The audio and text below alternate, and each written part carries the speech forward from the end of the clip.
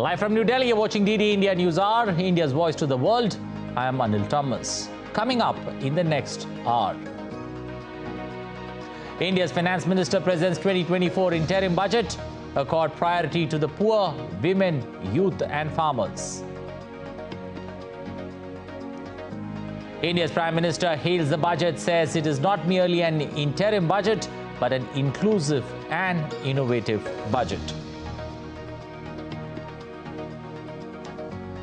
And US Central Bank leaves key rates unchanged, sees lower rates on the horizon as inflation ebbs.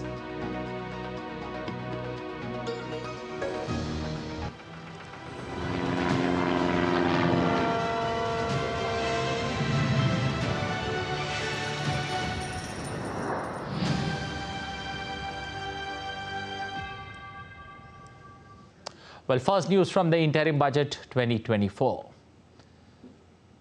Well, India's Finance Minister Nirmala Sitharaman presented the interim budget on Thursday. She said that the government is focused on all-round and all-pervasive and all-inclusive development. The Finance Minister added that the government is also focusing on the poor, women, youth and farmers. The income tax slab remained unchanged, while the fiscal deficit for the financial year 2024-25 is pegged at 5.1% of the GDP. India's Prime Minister hailed the budget presented today. On the interim budget for 2024-25, India's Prime Minister said that this budget has a reflection of the young aspiration of a young India. ये budget विकसित भारत के चार स्तंभ युवा, गरीब, महिला और किसान सभी को एम्पावर करेगा। निर्मला जी का ये बजट देश के भविष्य के निर्माण का बजट है। इस बजट में 2047 के विकसित भारत की नींव को मजबूत करने की गारंटी है। India's Finance Ministry today presented an interim budget. The government is committed to make the country Viksit Bharat or developed nation by 2047. Here's a detailed report. A vote of accountability. In a budget speech that contextualized India's economic management in a global order, the Finance Minister Nirmala Sitharaman spoke of a vision of the Amrit Kal, and India as a developed country by 2047. She said the country had shown the way during turbulent economic times as a consensus builder to find solutions to global problems.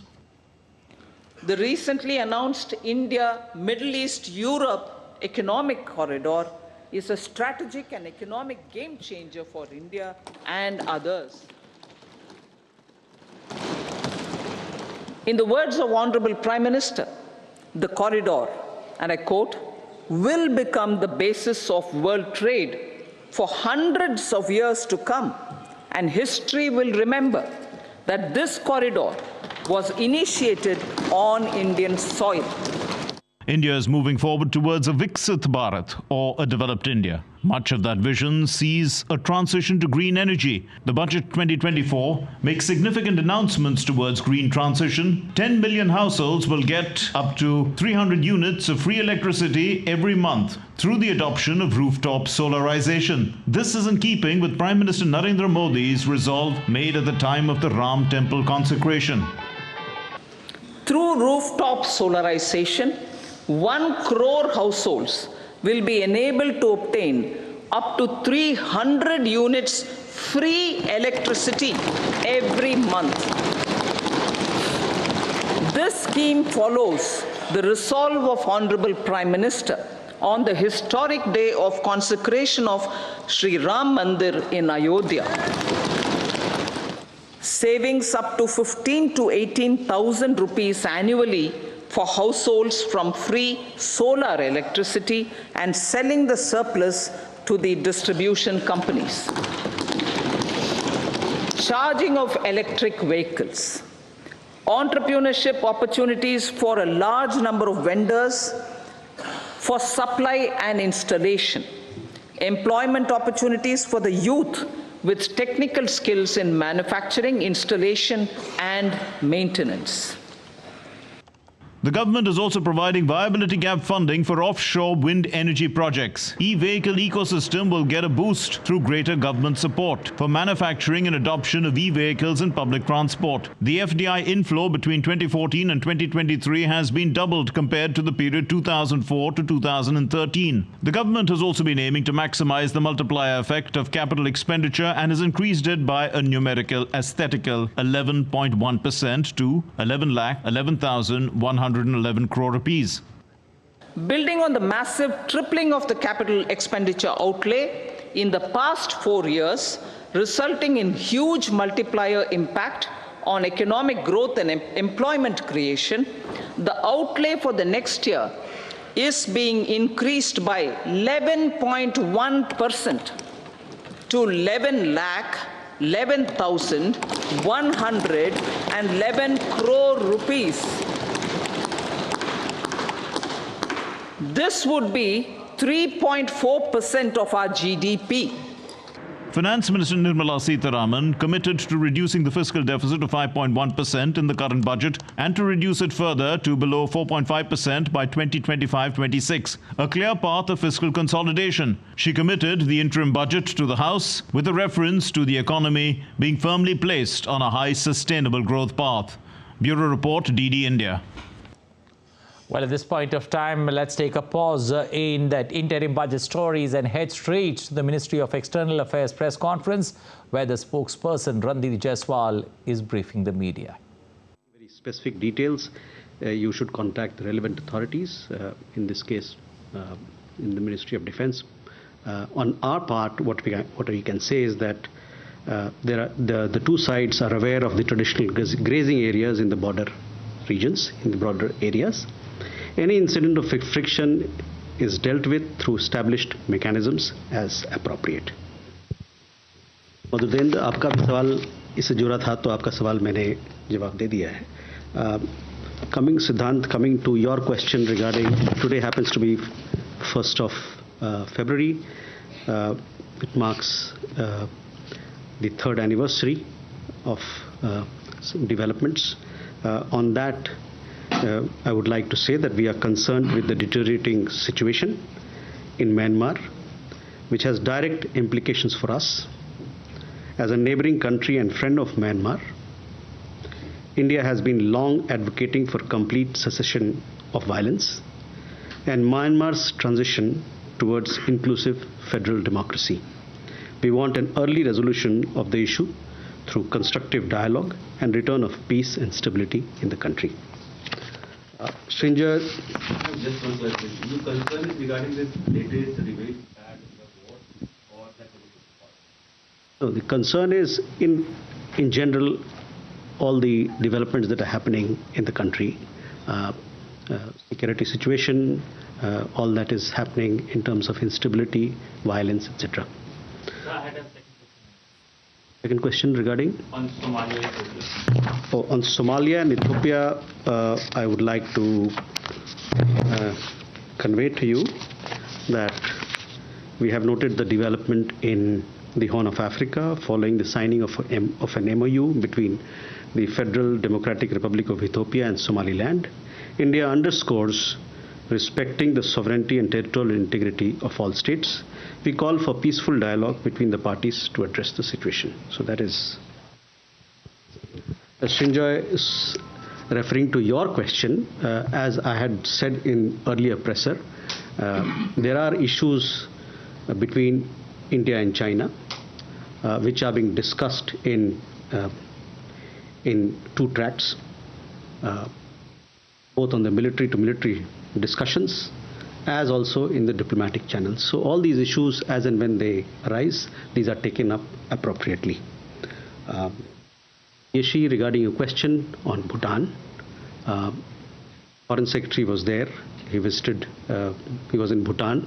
We have a readout. There was a press release which gave details of all that we discussed. All bilateral issues were discussed. He called on the the King, His Majesty. He also had an audience with the Prime Minister. He met the Foreign Secretary, where he conducted bilateral discussions on matters of connectivity, on energy, development cooperation, and other aspects of our bilateral ties. Can we go this side here? Yeah, Sudhi. Sir, Shudhi Ranjan from Bloomberg, sir. We've seen some reports about the purchase of MQ-9 drones by India being blocked, or there is a certain amount of uncertainty over it from United States. Can you give us an understanding? And is it actually true that you're facing trouble because of the Pannu incident? Pannu incident, sir. So related to that, yeah, Rishabh.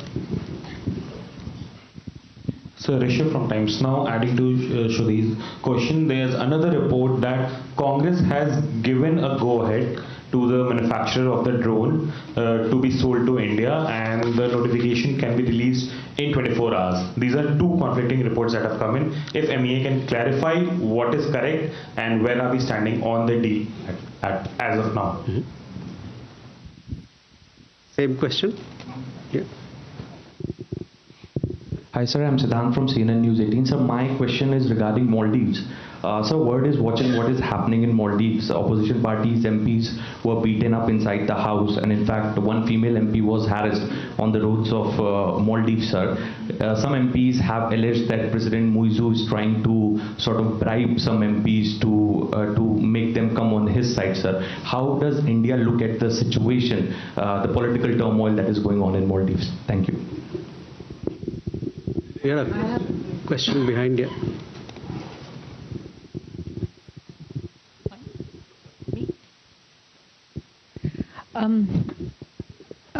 Mr. Jaiswal, if I could ask, this is Suhasini Heather from The Hindu.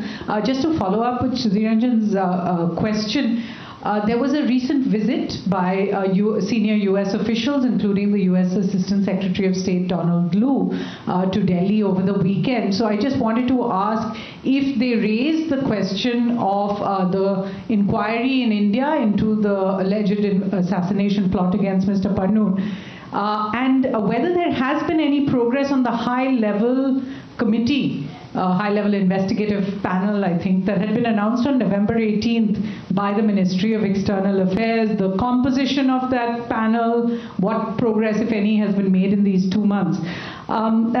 So that was one question, but the other I had was on a different issue. I could ask it now, and that is on Israel. Given what we have seen over the past week, what is India's reaction to the ICJ verdict that basically calls on Israel to prevent acts of genocide? And secondly, there have been a number of countries, particularly in the West, that have withdrawn their contributions to UNRWA over allegations by Israel. India has in fact increased its contributions to UNRWA over, I think, up to 10 million a year now since 2020. So is India considering any change in its contribution there? The last tranche, I think, just went last month. Okay, a related question. Srinjoy and Manas. So this relates to the Maldives issue. We are already aware of one Chinese vessel, the Xiangyang Hong 3, already in the Maldives. But we are getting reports of a second ship, and this is a large ship, 3,000 tons. It's called the Lan Hai, or the Blue Ocean. Now that's also in the Maldives waters, which basically means two major ships of the Chinese in that island nation. Now, do you see this as a sort of flag-waving exercise in the wake of the change in government? Okay, Manas, yeah. This is Manas from PTI. Just again relating to the drone deal, what is the actual status of the negotiations between the Indian and the American officials of the drone deal? Because it's a government-to-government deal announced during Prime Minister Modi's visit to Washington last year. And because there are contradicting reports about the status of it, some reports suggest, in fact, it is coming to Congress. There was another report yesterday that said that deal has been blocked. And overall, in fact, do you think the negotiations on big-ticket defense deals are slowing down in the wake of the allegations relating to the foil plot to kill Panoon? What is the status of these discussions? Similar question? Sir मेरा नाम विशाल है, मैं जी news से हूँ। मालदीव के मौजूदा राष्ट्रपति के खिलाफ महाभियोग लाने की तैयारी है और विपक्षी जो दल है मालदीव के वो लगातार ये कह रहे हैं कि भारत प्रथम नीति पर मालदीव को चलना चाहिए, ना कि चीन की तरफ। भारत कैसे देखता है जो महाभियोग की तैयारी मालदीव के राष्ट्रपति के खिलाफ लाने की है? ठीक है, ओके, लेट्स, ठीक है, चलिए। Sir, Maldives, there is this. Well, at this point of time, let's once again head back to the interim budget that the Finance Minister Nirmala Sitharaman has presented a short while ago. The briefing there with the media at the National Finance Minister, Media Nirmala Centre. Sitharaman ji in Parliament today. The Finance Minister is joined by Honourable Ministers of State for Finance, Shri Pankaj Chaudhary ji, Dr. Bhagwat Karad. Also on the dais are Finance Secretary and Secretary Expenditures, Dr. T.V. Somanathan, Secretary Economic Affairs, Shri Ajay Seth, Secretary Deepam, Shri Tuhin Kant Pandey, Secretary Revenue, Shri Sanjay Malhotra, Secretary Financial Services, Dr. Vivek Joshi, and Chief Economic Advisor, Dr. V. Anantanageshwaran. A warm welcome to the Finance Minister and her team at the National Media Centre. At the beginning of the press conference, Finance Minister will make her opening remarks. After that, we will open the floor for discussions and questions and answers. Thank you. Over to you, Minister Ma'am.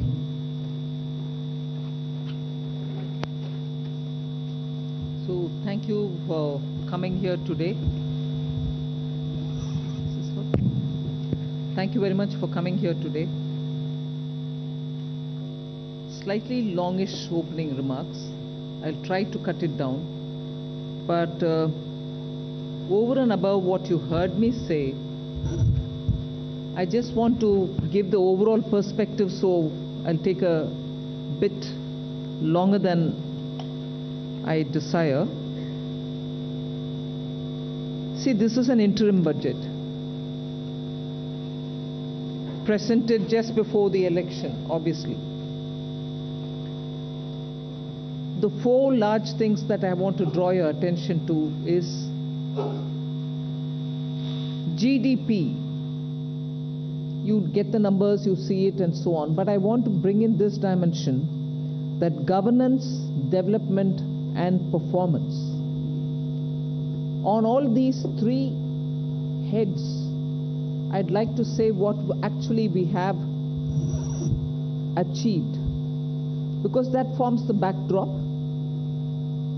So on governance, this budget speaks from a position where we have delivered on development, we better manage the economy with correct intentions, correct policies, and correct decisions. So it's a governance with care, conviction, and confidence. If that stood for the GDP's G, the D stands for people living better, earning better, and having high aspirations for the future. And if I move to the P, the performance, 3 consecutive years of 7% growth. Fastest growing economy in G20, all parts of the country participating in the growth. Price stability and inflation management. Handling the health and economic fallout of COVID. Build out of physical, digital and social infrastructure. DPI as a factor of production almost for formalization and financial inclusion and growth of the economy. Cleaning up the banking system, GST, one nation, one market and one tax, the IBC. So if you were to look at performance, I've listed some of them. So your GDP, as we look at governance, development and performance, I have something to say on each of these. So this budget, vote on account, is getting presented with the GDP that we want to speak to you about, And in that, the fiscal management actually is something which I would like you to spend some time even as you go through the budget, but I'll flag it here. Bringing down the fiscal deficit in spite of very challenging times as per the announced consolidation path and with transparency and prudence. So in fact, I was just remarking to my officers this morning, most of you all had already calculated the figures, RE revenue, RE expenditure, this is what it is, because every month you get the reports coming out. So you don't need to wait till the budget statement. Every month you get the accounts, and so budget process has become absolutely transparent and questionable. If there are any you're there to question, we are here to answer. But we set in the process of keeping everything brought on budget and nothing kept aside from it or underneath it. So with that, the budget deficit, fiscal deficit, 5.8%, which is much lower than the 5.9 which was at the BE. Similarly, for the 24-25 budget, we've given 5.1 as the fiscal deficit, so clearly indicating that we are on track to meet the glide path which was set in 2021-22, and that we are well on track to meet the 4.5% fiscal deficit, on or below 4.5 even by FY26. If this is the background with which I'm talking and the presentation of the budget happened, I want to very clearly put some things under the heading, if you want to call it that, Disha Nirdeshak Baatein. You must have heard the Honorable Prime Minister speak before the Parliament session, well before the sessions commenced, his usual customary remarks. He said the budget will be presented tomorrow and you will have some Disha Nirdeshak Baatein in it. So, what are those Disha Nirdeshak Baatein? There are about 5 of them I highlight. Social justice as effective and necessary governance model. So it's not just a slogan for us, social justice, we'll have to work for Nyay. No, we've shown you that it is a governance model and a successful one at that. So social justice as an effective and governance, necessarily a governance model. Then 4 major caste groups, as we call it, as Prime Minister has emphasized, the poor, the women, the youth, and the Annadata. So Disha Nirdeshak Baatein, you have the second point. Third, focus on infrastructure. This year again, massive increases of capex happened in the last 4 years. This year too, there is 11% increase, resulting in a very recallable number, 11,111 crores. So continuing the trend of the last 4 years, where capital expenditure has been the route, one for revival earlier from COVID, and now for sustained growth towards towards the Viksit Bharat goal. Fourth is the using of technology as a huge opportunity. DPI as almost a new factor of production. So it is actually bringing in the value addition to the economy. It is facilitating every sector to bring in the value addition which is so required and improves on our productivity. And the last Disha Nirdeshak Baatein is high-powered committee for extensive consideration of challenges arising from population growth and demographic challenges. So if these are Disha Nirdeshak Baatein, what were the major announcements? I'll recall very quickly 12 of them. I'm not spending any time except for reading out what those 12 are. 2 crore more homes under the PM Awas Yojana.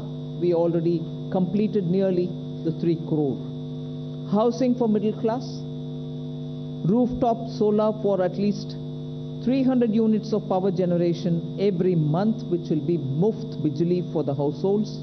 There will be some assistance and some kind of a funding which will be extended. So you're generating renewable energy, providing the renewable energy generators the free that which they would want to use, and over and above that, the surplus that they produce can be used for selling and earning money out of it. Enhancement of target for Lakpati Didi from 2 crore women to 3 crore women. Preparing and empowering the MSMEs to grow and compete globally. Aligning regulatory environment for them. The 6th is making sure that the eastern region, and when I say eastern region, I'm not talking about Northeast. Northeast will get the attention that they've been getting all the while. They will still continue to get it, and they will be on the top of our priority. But when I say the eastern region, I'm talking about Bihar, Jharkhand, Chhattisgarh, and Orissa, making sure that they'll become the engines of growth for the new Amritkal India that we are trying to use as a bridge towards leading to Vikasit Bharat 2047. And Eastern India, I've missed out on West Bengal, please add it. Bihar, Jharkhand, Orissa, Chhattisgarh, and West Bengal. Next generation reforms will be carried on, building consensus with states and stakeholders for reform, perform, transform. 3 major corridors, which are programs for railways, for logistics efficiency, and they have been explained. The important point that I want to highlight there is to make sure for Vikasit Bharat, you just don't need to build for better passenger convenience. You need to build for better passenger convenience. You need to give them safety. You need to shorten the traveling time for them. So one of the corridor is going to give emphasis for high density routes where passengers traffic is very high. We need to bring efficiencies and better safety in those areas. But for Vikasit Bharat, passengers need to move as they wish. But equally, materials, raw materials, building goods, cement, rare earths, minerals, we need them to move efficiently as well. So the corridor will take care of that as well.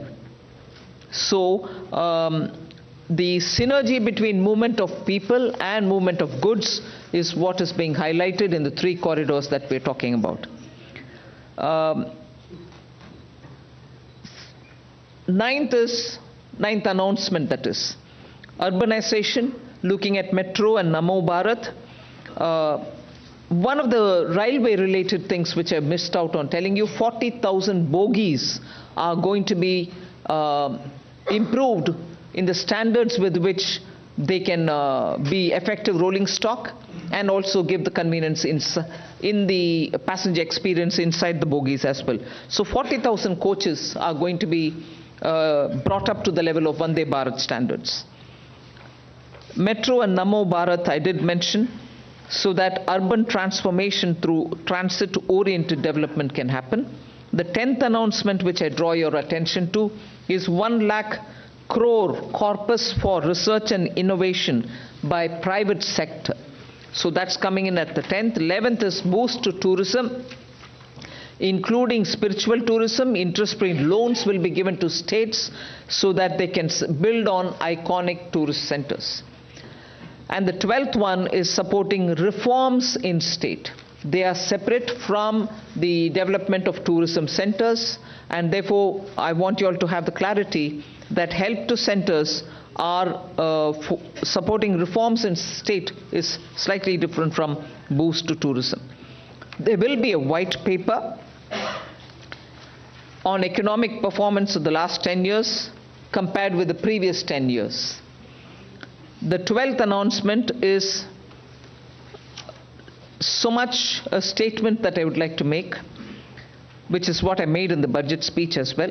Government has got the trust and the confidence and the blessings of the people based on its exemplary track record of GDP, as I said, governance, development and performance, effective delivery, and also on Jan Kalyan. So highlighted points have been realized as goals of Viksit Bharat till now, and they are the realizable goals also continuing to be so, because what we want to underline is we govern with good intentions, true dedication and hard work in the coming years, and that's why Amrit Kal is also now called Kartavya Kal. In short, that's the budget. Thank you very much. Yeah. The Finance Minister has just now encapsulated the key highlights of the budget. We'll now open the floor. We can begin with the front row here. Please go ahead, 53. Please hand over the microphone here. Hello, ma'am. This is Priyashmita from Informist Media. Ma'am, I wanted to know about the projections in your tax collections. So tax collections are seen currently growing at about 14.4%. Your April to December data shows. However, the projections in your budget are lower than that. So a back of the envelope calculation shows that you're going to get about 55,000 above your revised estimate if the collections continues.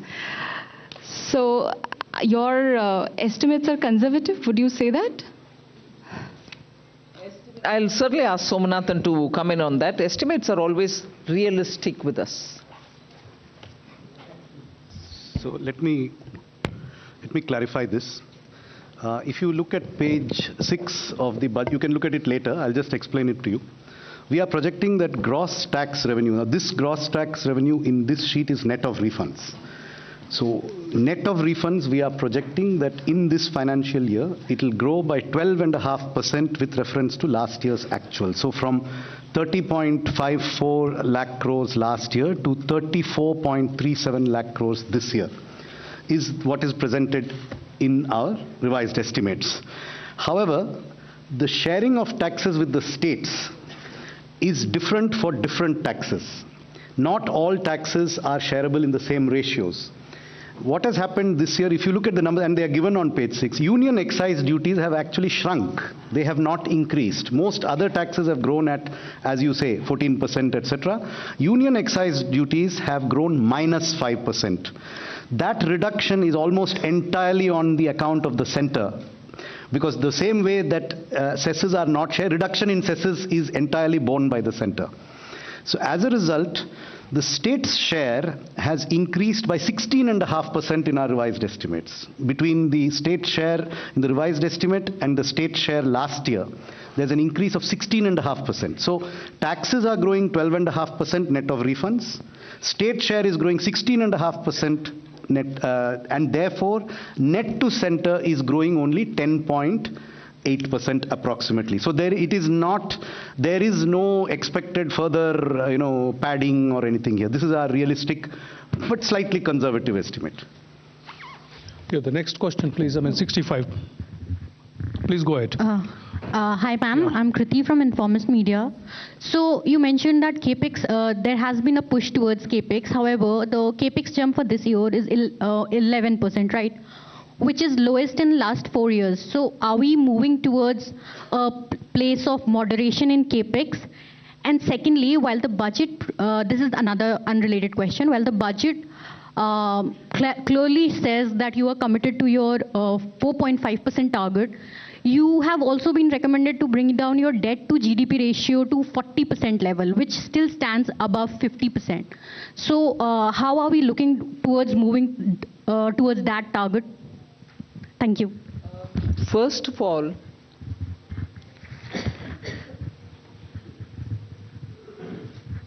I'm on the second, your second bit was on the debt to GDP. What was your first one on?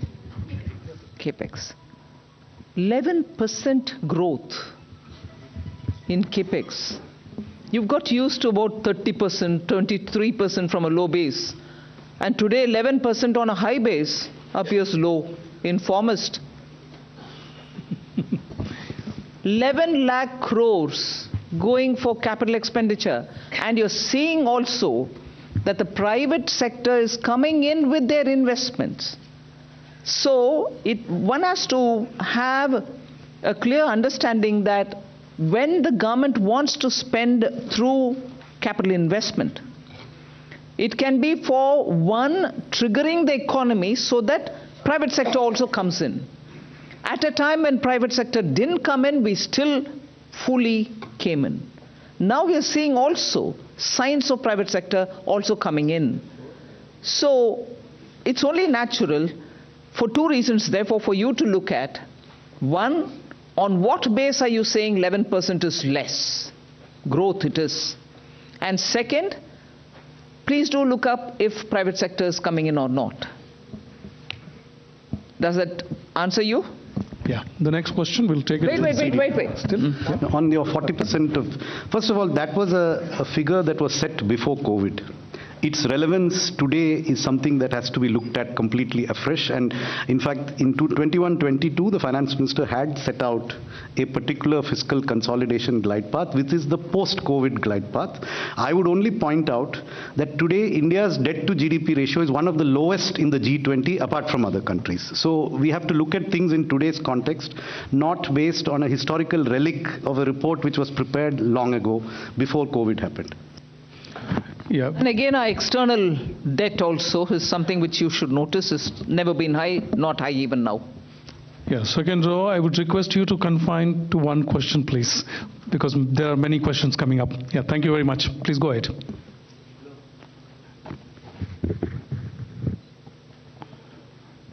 Yeah. दूसरा दे दीजिए. Give this another. नमस्कार ma'am, आलोक प्रियदर्शी हूँ मैं CNBC आवाज से. मेरा सवाल ma'am ये है कि एक कंज्यूमर के नाते, एक टैक्स पेयर के नाते हमेशा लोगों की ये उम्मीद रहती है, या इस देश में कैसे कह सकते हैं कि चुनाव इतने ज़्यादा आते हैं कि लोगों को लगता है कि जब चुनाव आएंगे तो उनकी जो मांगे हैं वो पूरी हो जाएंगी, टैक्स के मोर्चे पर कहें, या फिर जो पॉपुलिस्ट मेजर्स सरकार लेती है. लेकिन क्या इस मिथ को क्या ये सरकार तोड़ना चाहती है कि जब चुनावी साल होगा तो पॉपुलिस्ट बजट नहीं देंगे? जिस तरह से फिस्कल प्रूडेंस की आपने बात करी, आपने फिस्कल प्रूडेंस को लेकर काफ़ी जोर दिया है इस बार बजट में, तो ये इस बात का कॉन्फिडेंस सरकार को ज़्यादा है कि वो अगली बार पूरी तरह से आके और जनता के जो उनकी उम्मीदें हैं उनको पूरी करेगी, या फिर सरकार इसी तरीके से जिस तरह से फिस्कल प्रूडेंस का जो रास्ता है उसको अख्तियार करेगी और उसी हिसाब से चलती रहेगी, और चुनाव के मौके पर लोग, आम आदमी एक्सपेक्ट ना करें कि कोई पॉपुलिस्ट बजट आ सकता है? आप डिस्कशन जैसे प्रश्न पूछ रहे हैं भाई. मैं पहले से बोलते आई हूं और माननीय प्रधानमंत्री जी भी इस विषय में बोलते थे, कल परसों भी उनका बयान है. वोट ऑन अकाउंट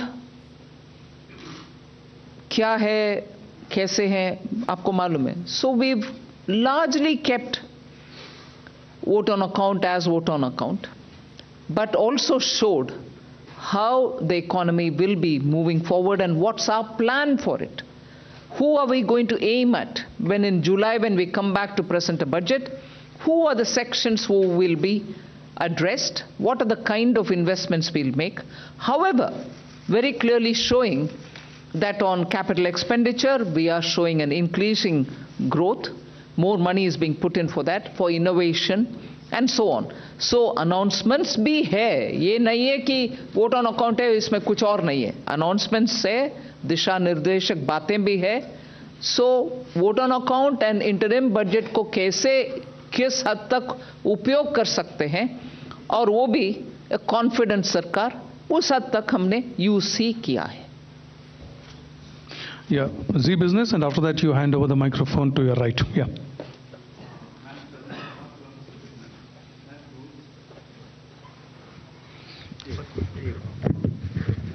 मैम, आपने दो बड़ी स्कीम्स का ऐलान किया, एक अर्बन एरिया के अंदर हाउसिंग स्कीम का, दूसरा रूफटॉप सोलर के लिए. मैम, इसका बजट एलोकेशन कितना है? एक सवाल, दूसरा सवाल मैं मैम पूछना चाहूँगा डाइवेस्टमेंट के ऊपर। मैम पिछली बार 51,000 करोड़ का टारगेट था, वो टारगेट नहीं मीट हो पाया। इस बार बजट में ये नहीं मिल पाया कि कितना टारगेट अगली बार के लिए रखा गया है, और ऐसे टाइम पे टारगेट नहीं पूरा हो पा रहा है जब मार्केट, इक्विटी मार्केट बहुत अच्छा परफॉर्म कर रहा है।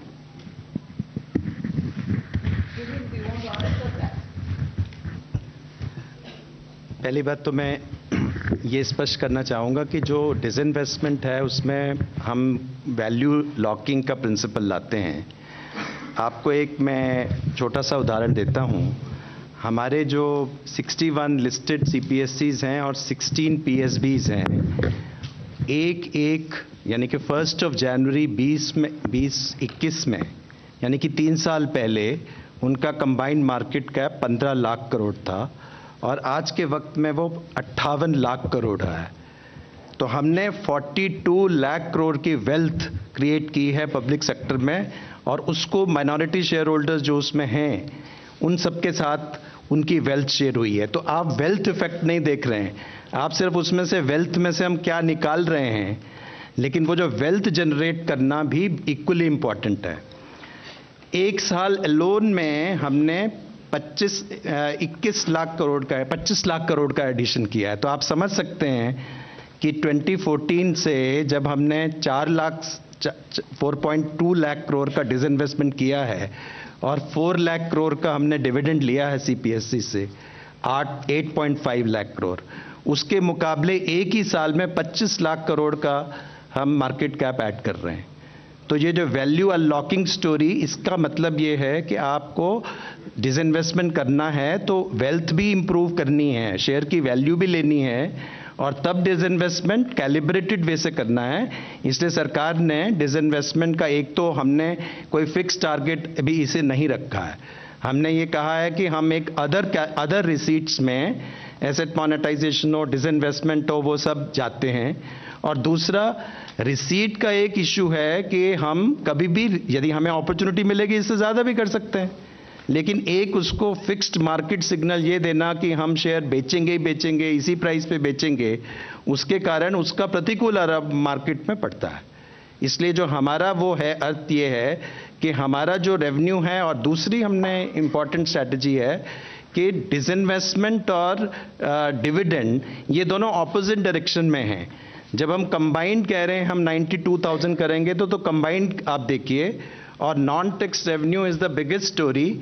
लगभग 75,000 करोड़ का नॉन टैक्स रेवेन्यू ऐड हो रहा है और हाईएस्ट ग्रोथ उसमें ही है। और अब लगभग 1 लाख करोड़ जो है, यदि आप बजट से देखें और नेक्स्ट बजट में देखें तो 1 लाख करोड़ का नॉन टैक्स रेवेन्यू हम ऐड कर रहे हैं। और नॉन टैक्स रेवेन्यू ऐड में डिविडेंड की बहुत बड़ी भूमिका है और डिविडेंड हम एक्सीड कर रहे हैं। तो इसलिए आप कंबाइंड वे से इस सारे यदि इस सेक्टर को देखें तो हमको एक नई दिशा में जाने की जरूरत है, जो हम गए हैं। Regarding the new schemes, rooftop solar के लिए 10,000 करोड़ का प्रोविजन है बजट में। As regards the urban housing scheme, its contours are being worked out, and there is a token, and it will be funded when the exact contours are finalized. Yeah, the next question, please go ahead. 81, please. Okay, I mean, I'll... Hello. Yeah, go ahead. Yeah, sir, Prakash Pedashi from ET Now. Ma'am, the benefit of lower tax rate of 15% has been extended for startups and investment by sovereign wealth funds. My question is, I mean, has it also been extended for manufacturing unit?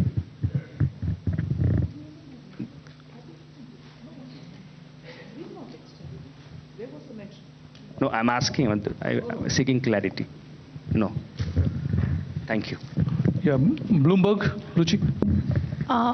Ma'am, some of the rating agencies have said that they will take a call on a ratings upgrade for India only after the next budget. But given that this budget of yours, you did say that it has been transparent, you've maintained the path of fiscal prudence as well. What will be your message for rating agencies?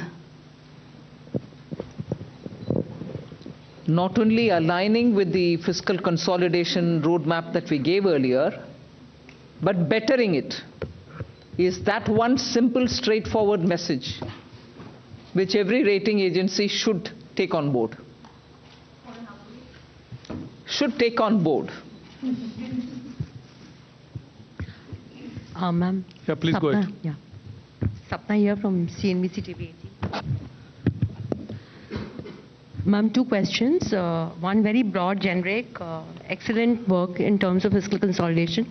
Just want to understand, is it slightly ambitious to have a 5.1 number right away in the interim budget? I mean, broadly expectation was July budget, you know, you will start kind of... No, I don't mean that. No, I don't mean that, but just try to understand, like in 2 years, you'll be able to do below 4.5%. Very broad understanding, ma'am. One is that. Second, ma'am, you're talking about next generation reforms. Within that context, the government has had a massive privatization agenda. There doesn't seem to be, any mention of that as of now. Just heard to him. Sapna, you're asking the same thing. No, but you went elaborately on it. But will you still be sticking to it? Just broadly wanted to understand.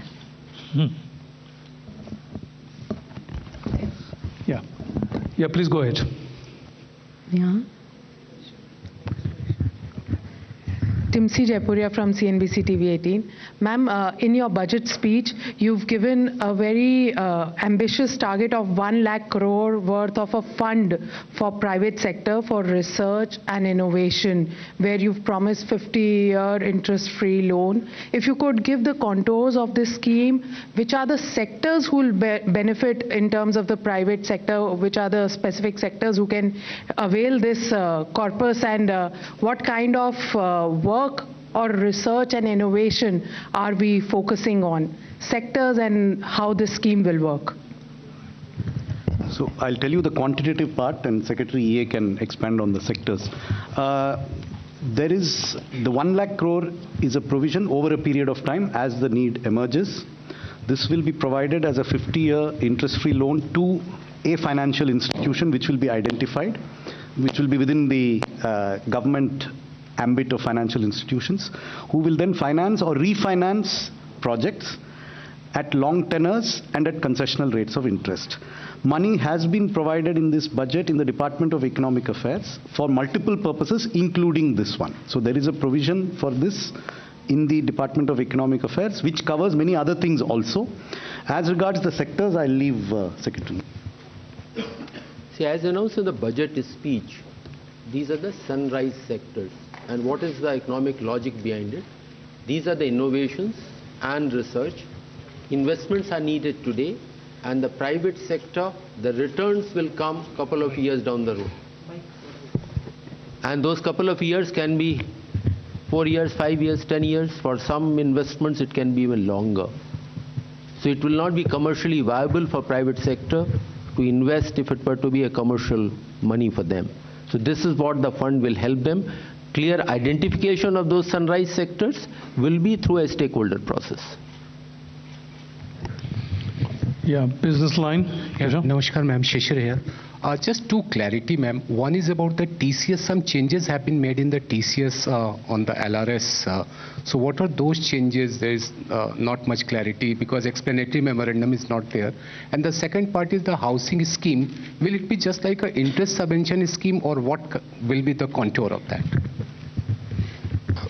So you are aware that, sometime I think last year, maybe in June or July, there was a press release in which the TCS rates were later on changed from what were announced in the budget of 23-24.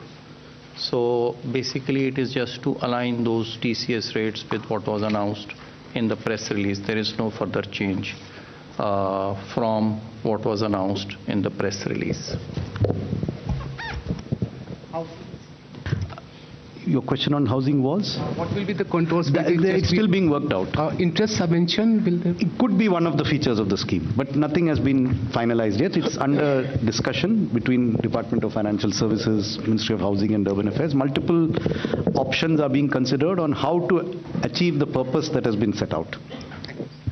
Hello, ma'am. Ruchika Chitravanshi from Business Standard. One question was regarding relating to the announcement you made about the withdrawal of demand for outstanding tax, what will be the cost to exchequer for the tax that will be foregone? And second, a small clarification, the 75,000 crore 50-year loan that is linked to the milestone reforms, is that in addition to the 1.3 or is it part of it? So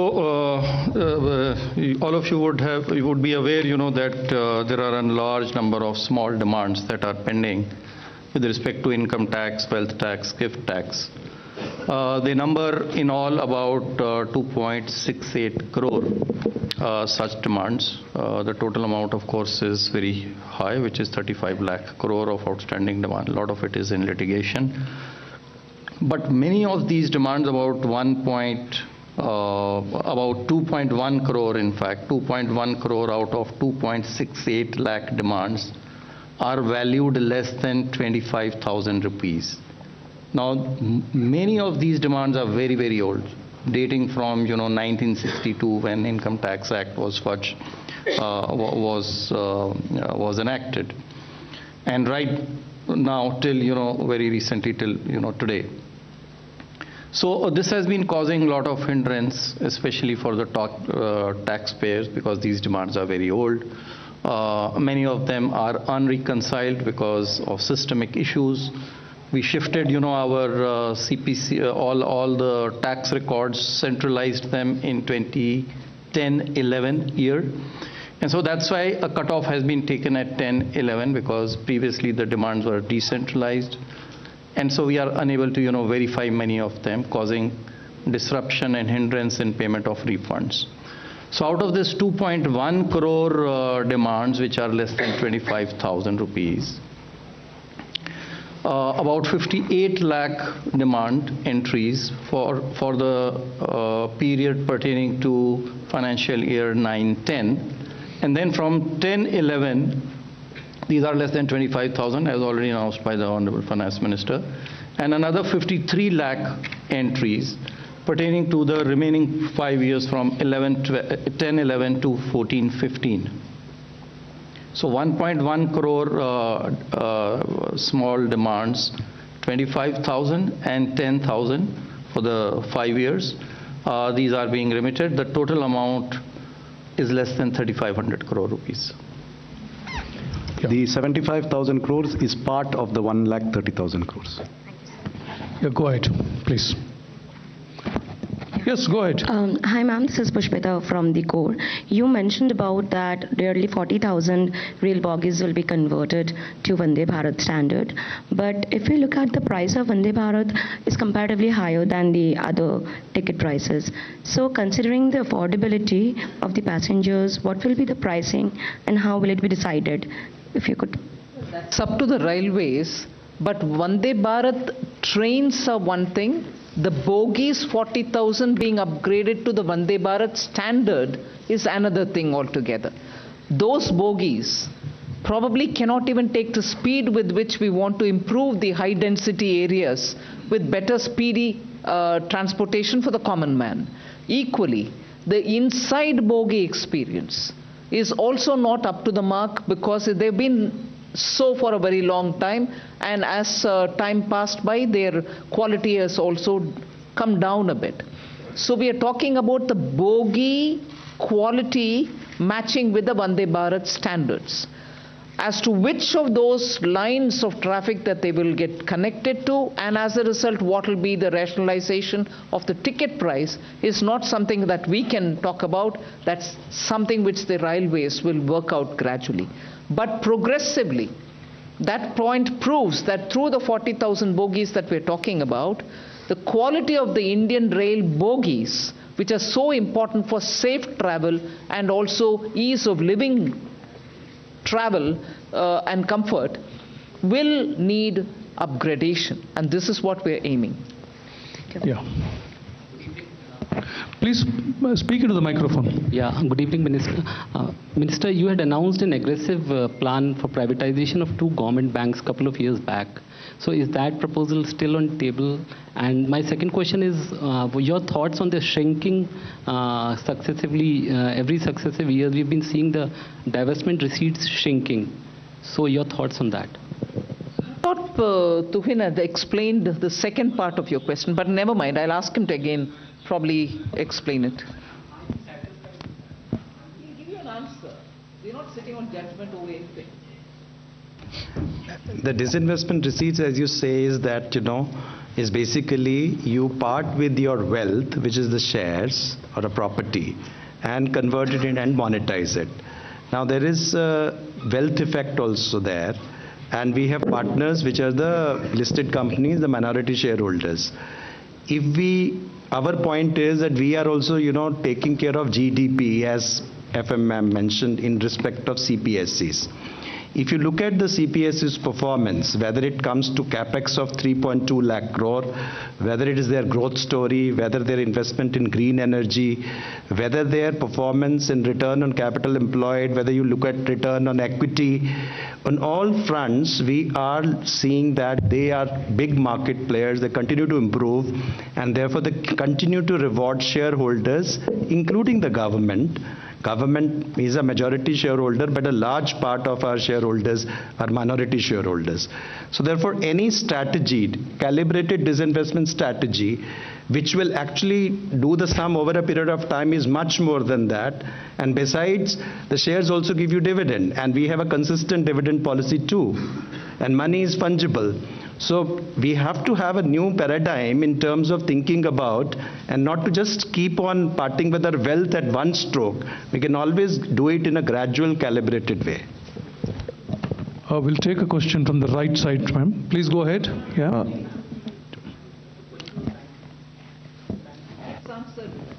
Yeah. Ma'am, I have a question on this committee on demographic change challenges. Ma'am, what would be the mandate? What are the areas it would look at? Will it be urbanization? Will it also include issues around, this whole issue about constituencies, political constituencies, given that the northern states have grown faster? Also, two clarifications. One is on the 70,000 crore with DEA for new schemes. What kind of schemes apart from solar rooftop are budgeted for? And two, on this issue of tax, these small disputes, does the 25,000 include only the principal amount, or is it interest and penalty for that 25,000? On the provision for Department of Economic Affairs, this has two components. There are certain specific announcements that have been made, and those are provided for. In addition, there is a large increase in our capital expenditure budget. We have, as was done in the year 2022-23, we have kept this in the Department of Economic Affairs to be allocated to whichever department requires it at the pace that it's able to absorb, so that we have flexibility to allocate it to whichever department is able to absorb it fastest, whether it's railways, highways, telecom. We have all of them, and they are all essentially eligible to take this money when the requirement arises, so that we have flexibility to optimize its utilization. Hello, ma'am. As to your, let me answer the second part. As to your question as to whether the 25,000 rupees amount which is remitted being withdrawn, till the year 9-10, and 10,000 being remitted from 10-11 to 14-15. Let me clarify that this is the amount of demand which is mentioned in our books. And so when this demand is actually entered, then it will include even the interest till the point when the demand was actually assessed and entered. So it includes the interest till that period, that point of time. And any interest which accrues later on is also withdrawn. Yeah, the front row, left side, please. Hello, ma'am. Ma'am.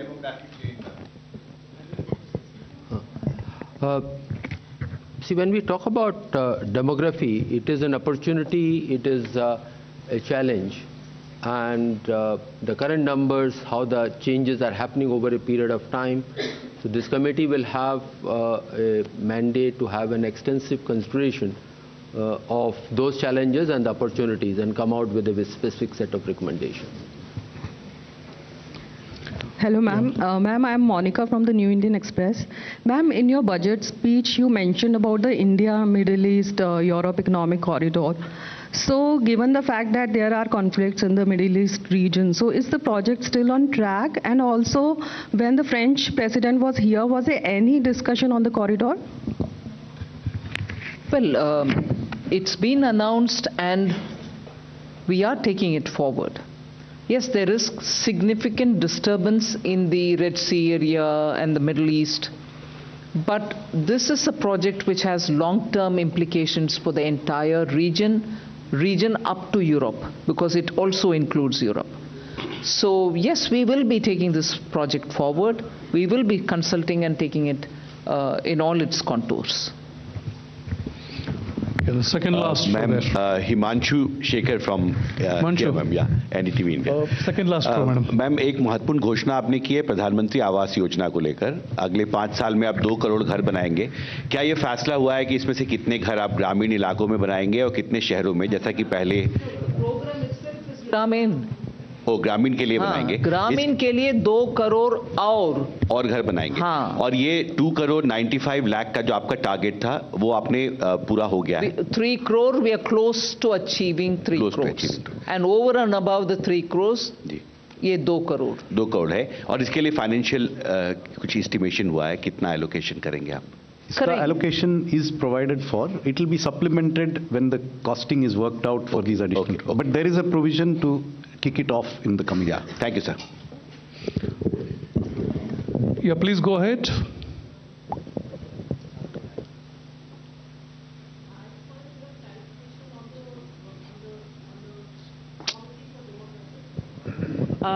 You mentioned the mandate, which I think we wanted a bit more clarity on that. Is it going to be something similar to the population control bill that has been spoken about in the past, or is it going to have a different mandate? We just needed say the budget speech says, and I'm already responded to that. Wait for the terms of reference to come out, and then you will get to know the exact details. But overall approach is, it is a huge opportunity, but there are challenges. Both have to be taken note of, and appropriate responses to be taken. So that's really that broad idea I can share with you, and terms of reference will come out in due course. Yeah, please go ahead. Good evening, ma'am. This is Parth Singh from Outlook Business. Since you spoke about bringing the East India to pace in terms of development, I wanted to ask you, how does the government plans to address the industrial gap to help these states in a free market economy? And for example, more than 70% of the PLI projects are currently concentrated into just 3 states. So I wanted to ask you that. They are not concentrated in 3 states because we want them to be concentrated in 3 states. If there are investments happening and if there is going to be production in any other non-3 states that you want to talk about, PLI will be extended to them as well. It doesn't go on the criteria of geography. It goes on the criteria of manufacturing. It goes on the criteria of how many additional units are produced. I just want to add to that. The public sector investments have gone substantially to the eastern region, whether you look at gas pipelines, new fertilizer plants, or even new LHB railway rolling stock, which is being manufactured in Bihar. So a considerable amount of the public sector investment is focused on the eastern region. Yes, please go ahead. Yeah, if I can add on this particular one, as we are all aware, aspirational districts program in those districts is making a very significant change. 60% of those districts happen to be in eastern India. And when the people are better educated, etc., then more economic opportunities get generated there because skilled manpower is available in those areas. So we'll see over a period of time, and that is what the government will also be providing appropriate support. Ma'am, this is Nivedita Mukherjee from the Sunday Garden. This is with regard to the National Monetization Pipeline that was launched in August 9, 2021. And with regard to your focus on infra in this budget, do we see also that going forward, and what has been the progress? Ma'am, these are 2 different things. A very large part of infra assets are held by those infra agencies or the public sector undertakings. So as they embark upon their more capital investment, they also monetize some of their assets and plow it back. Some of the assets are owned by the government, so those monetization proceeds come to the government. So that one is going on, and that periodically those numbers come out, and if I recall, next year is also a very ambitious number for monetization. But everything doesn't come to the government there. Ma'am, I have a question. Actually, could you please elaborate? Identify yourself, then ask a question. I am Bani Kinkar Patnaik from the Economic Times. Ma'am, could you please elaborate a bit on the proposed changes in the calculation of agricultural income under the new tax regime? And ma'am, on the 75,000 crore loan. Say under the new tax regime, income from agriculture? Yes, yes. Huh? I mean, some reports I saw, ma'am, that's why I'm not here to answer some reports. We'll go ahead. Ma'am, on this 75,000 crore, interest-free loans to states, since it is part of 1.3 lakh crore allocation under capex, so will the same, reforms conditions continue, or will there be additional reforms conditions? The specifics will be worked out, and it will be reform linked. What reforms, how much, for what, is something that will come when the guidelines are issued. Yeah, please go ahead. Yeah. Hi, ma'am. This is Vikas from The Hindu. In last year's finance bill debate, during the debate, you had announced the formation of a new committee to review the national pension system benefits to central government employees. And there was an expectation that, by 6 months or so, we might have some outcomes that you could consider. So can we expect that anytime soon, or do you think that might be left for the full budget now? One. And secondly, you've committed your government to, taking forward the next generation reforms. I want to get some sense of what are our priority areas there. And lastly, sorry to take a stab at it again, but this population growth committee that we're looking at, is it likely to happen after the census, because we've not had a census for a while? And as per the National Family Health Survey 2020 numbers that we have, our total fertility rate is already below the replacement rate, around 2.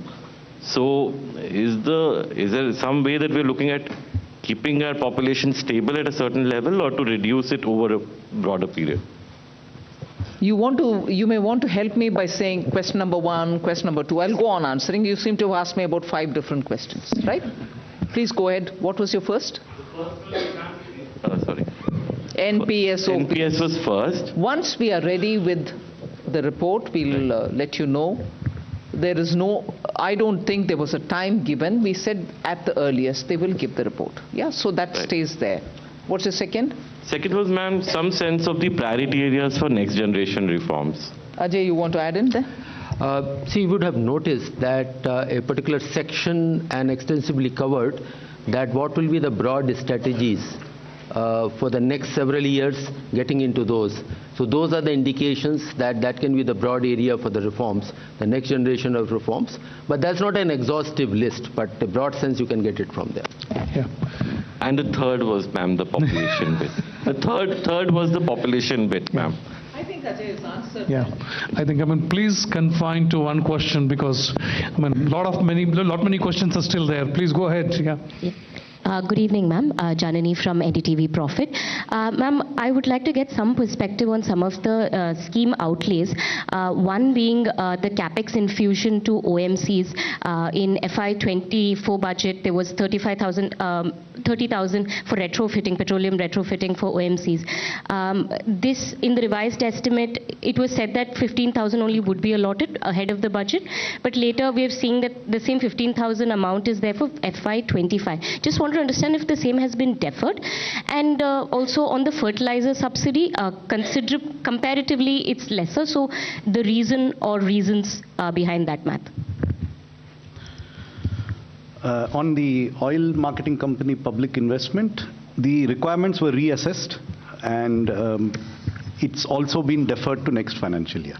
So it has not been provided in the revised estimate. So it was not that it was provided. I mean, we're just coming out with the revised estimate. So it is not going to be in this financial year. It's been provided for in the next financial year. And the second part was? Fertilizer subsidy. Fertilizer subsidy is estimated based on recent trends in global ammonia and fertilizer prices, which have been on a downward trend for the last 6 months. So it's our current estimate based on the best information we have right now, which is very different from the prices which were there during the early part of this year. Adrija from Money Control. You have assumed a nominal GDP of 10.5 for the budget. So that would, just wanted to know the division between the real GDP growth and the deflator. Also, the tax collection growth is seen at 11.5 if I'm not wrong. So there seems to be a more significant gap between the two, which we've seen a trend in the past. One more clarity, I'm sorry for adding. This is with regard to a mention that the average real income of people have increased by 50% with moderate inflation, mentioned in the speech. Just want to clarify, is this linked to investment rate or per capita income? Thank you. Answer. Again, you have to help me out, and you asked 2-3 questions. So again, for the budget purposes, it is the nominal GDP which is relevant. That's how the fiscal deficit and other deficit numbers are done. So that estimate is 10.5%. And I recall last year, again, several of you said that are we underestimating, overestimating, etc. We said we have a realistic number. Of course, this year it has been a little lower, 8.9. So our sense is that next year, 10 and 10.5% nominal growth rate is a reasonable number. As far as real growth is concerned, the breakup is not a budget issue. You would have seen the document which Chief Economic Advisor has brought out just 2 days back, and he has extensively covered his take on what the real growth would be. And so you would have read that document already. Your second question? The 50% statement.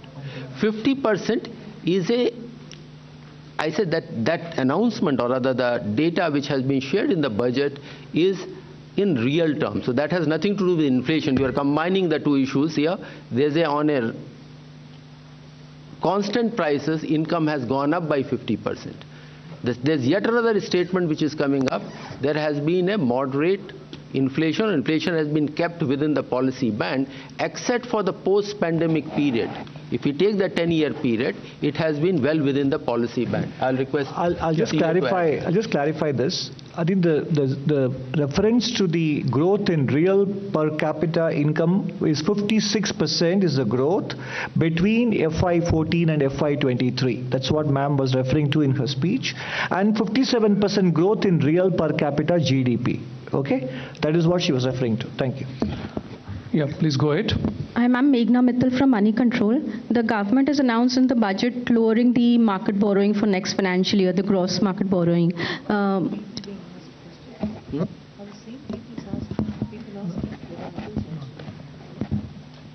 So I just wanted to understand what gives the confidence to the government that they'll be able to lower the market borrowing amid the global challenges and the capex increase that has been announced. So I think the confidence comes from the numbers that are presented. So if the revenue numbers are realistic, if the expenditure numbers are realistic, then the deficit number is realistic. That deficit number is then broken up into sources of financing. And we have taken a 10.5% nominal growth rate, 11.5% revenue growth rate, which is buoyancy of less than 1.1. This year we have achieved 12 plus with a nominal growth of 8.9. So I think a very decent, very conservative buoyancy has been assumed. In addition, the expenditure numbers are realistic. We have provided for everything. Therefore, the deficit numbers are achievable. And the borrowing breakdown is given here in terms of how much is market, how much is small savings. Small savings, we have shown a declining trend in resources from small savings. We have shown a declining trend in external debt, and that is reflected in these borrowing numbers. So these are very realistic borrowing numbers. On the gross borrowing coming down, next year, some of the repayments of loans taken will not be happening from the consolidated fund. They are repayments of the GST back-to-back loans. So they don't necessarily lead to new gross borrowing. So there is a slight recalibration between the growth of the net, in fact not the growth, the decline in the net borrowing is gentle, the decline in the gross borrowing is steeper, but there is a reason for it. So it's very realistic. Good evening. Supplement this answer, and your answer to your question lies in what the Finance Minister committed 3 years back, consolidation path, fiscal consolidation path. When the GDP is growing, but fiscal deficit is being brought down and coming down now to 5.1%, even with a higher GDP number. Borrowings are lower, and with that path, it is expected to be lower as well. We'll good evening, ma'am. From the middle row. Good evening, ma'am. This is Sanjay Agarwal. I first like to congratulate the entire. I'm Sanjay Agarwal. I work for PN News, ma'am. It's a newspaper. News? This is a newspaper, ma'am. What news? It's PN News. It's a newspaper. It's a bilingual, ma'am. Yeah. So PN News. How do you spell it? It's P for press, N for nation. PN. Yeah.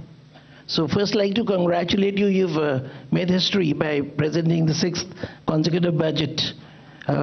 My question has already been taken by another friend. I want to know that you're talking about income tax demands, as Sir explained, Sanjay ji, that there have been about the borrowings is 14.13 lakh crores, and this your effect is 3.8 CR. So wouldn't it affect?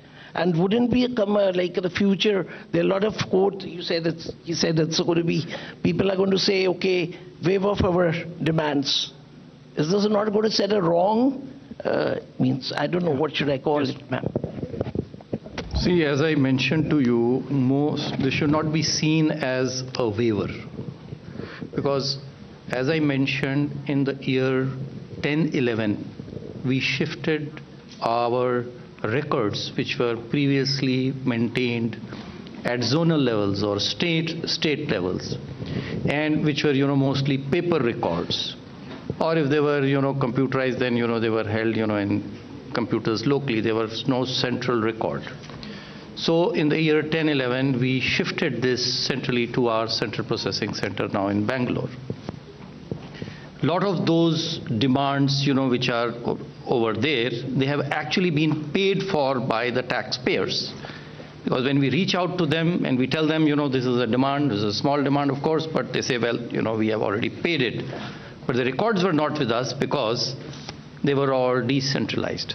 And so mostly these demands are actually not existing. They are existing on paper, but they are not actual demands. They are mostly fictitious, and they are not going to yield any revenue. Some of them, of course, are very, very small, 1 rupee, 2 rupee, less than 10 rupees. So it's not a waiver. That's why Honorable FM in her speech has not called it a waiver. It's just a withdrawal, it's just a correction of entries. Ma'am, shall we conclude, or would you like to take 1 or 2 questions more? No, just those who had shown their... Yes. We go to the middle row. Yeah. Yeah. No supplementaries. And now please confine to 1 question now, all of you, the 3 of you. Good afternoon, ma'am. Congratulations to you and everybody. Karishma this side from Business Today. Ma'am, if you look at the Manrega allocation, if you see the trend for the last few years, whatever has been budgeted, usually the revised allocation goes, of course, slightly a bit more. And if the trend carries on, it could be seen in FY25 also that you may have to allocate more in the next budget. I'd like to understand from that point of view, ma'am, is the centre happy with the way the scheme is working, especially in cooperation from the states? First of all, Manrega allocation is not done on the basis of a trend. It is based on the demand coming from the ground. That is one answer for your first question. But on your second, much more than me commenting, CAG has commented on the way Manrega is operating in some states, where claims are all reaching a stage where they need to be verified. Are they really existing people in the ground? Are people not really those for whom the payments are going? And questions critical to the very spirit, letter and spirit of that program. So to that extent, the CAG reports themselves highlight where course corrections will have to happen in those respective states. I'm not saying a problem existing in one state is the same across board. Some states may do with some kind of a problem, some others do with other kind of problems and so on. So that has to be addressed differently from, are you gradually coming down in terms of allocation? You're putting 2 and 2 together, which may not be right. Ma'am, hello, this is Surbhi from Business Today magazine. Ma'am, I wanted to understand by when will the white paper that you have announced come out, and will it be done by the Finance Ministry? And secondly, ma'am, on CapEx, do we foresee any slowdown in CapEx this fiscal, because we have about 2 months left now and we'll have the model code of conduct coming in. So no. But yeah, of this is, so just wanted your thoughts on that. Thank you. I'll have Ajay coming in, but then CapEx I thought was something on which all of you were very happy. Oh yes, it has come out, and because of the multiplier effect, it is having a bearing on the recovery, and now not recovery but sustainable growth and high growth and so on. So I'm quite surprised that questions are already coming saying your increase is not sufficient, is it going to be absorbed or not? I mean, varying words used for that. We believe that CapEx from the government will continue, and we've given a good number this time also, and it is important to continue as well. Just to add to this point, model code of conduct, no new work can be started. So whenever the model code of conduct work come, now in the balance 2 months of the current financial year, ongoing works will go on with full pace. There is absolutely no bar on continuing with those works. Ma'am, this is Sumit Chaturvedi from ET Now. Again, the question is, you said there will be white paper on pre and post 2014 economy. What is the timeline for that? You said it will be coming soon. And ma'am, also just to add a similar question, because what would be the parameters on which both periods comparison will happen, because they were both the different periods with different kind of challenges? Comparison is always between 2 different periods only. I can't compare myself today, this minute, can I? They have to be varying periods to compare. It has to be so. On the timeline, ma'am? Yeah. Huh? Wait when the white paper is laid down. Good the last evening, question, please. Yeah. I am Nikunj Ohri from Reuters, requesting some clarity on the gross borrowing, lowering of the gross borrowing, market borrowing for next year. One of the annexure to the document, budget document, says that maturing debt would be met through GST compensation fund. So, wanted you to clarify whether this relates only to the back-to-back loans that were given to states earlier. Absolutely, only to that. Okay, thank you. So thank you very much. I mean, it was an elaborate press conference, and thank you very much for your presence, everybody. Thanks a lot. Well, Finance Minister Nirmala Sitharaman addressing that post-interim budget press conference there, stressing on especially the Disha Nirdesh Baatein, which needed to be implemented, especially when it comes to social justice.